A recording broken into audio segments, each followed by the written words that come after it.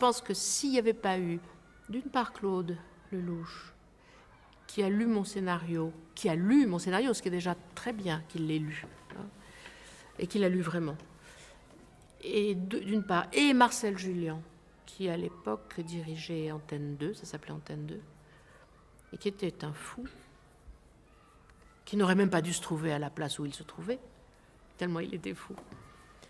Ce film n'aurait pas vu le jour.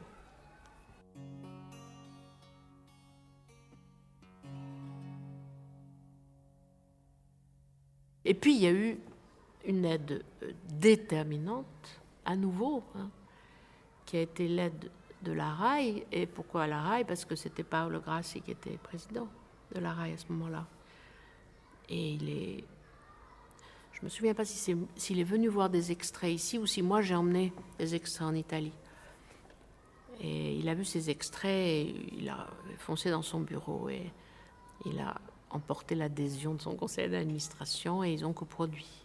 On est très prétentieux, c'est-à-dire on pense toujours que puisque c'est formidable ce qu'on est en train de proposer, les gens, c'est normal que les dirigeants des télévisions viennent nous aider. La seule chose, c'est que je me suis rendu compte après que ça avait été tout à fait exceptionnel et que c'était une espèce probablement de conjoncture comme ça qui avait permis ça, et aussi l'envergure des personnes en question. Et Paolo était quelqu'un qui de toute façon nous a toujours aidés quand il était au Piccolo, quand il a été là. Et Julien, comme je l'ai dit, était suffisamment fou pour se dire oui, un film énorme fait par une compagnie de théâtre encore très jeune, un metteur en scène qui n'a encore pas fait, enfin moi j'avais fait très peu de cinéma, j'avais fait que 1789.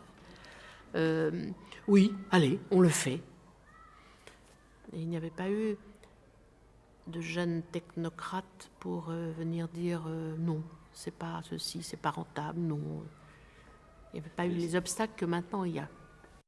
Mon père n'est venu que vraiment dans les dernières semaines de tournage où il n'y avait plus un centime. Voilà, il n'y avait plus un centime, plus personne n'était payé, tout le monde a continué heureusement à finir le film sans être payé. Enfin, tout le monde a été payé plus tard. Il y avait des gens qui avaient accepté de faire le film en participation aussi. Et à un moment donné, en particulier tout ce qui s'est tourné au Larzac à la fin du film, on n'avait pas l'argent, mais pour payer la cantine. Donc à ce moment-là, mon père est venu quand même à la rescousse.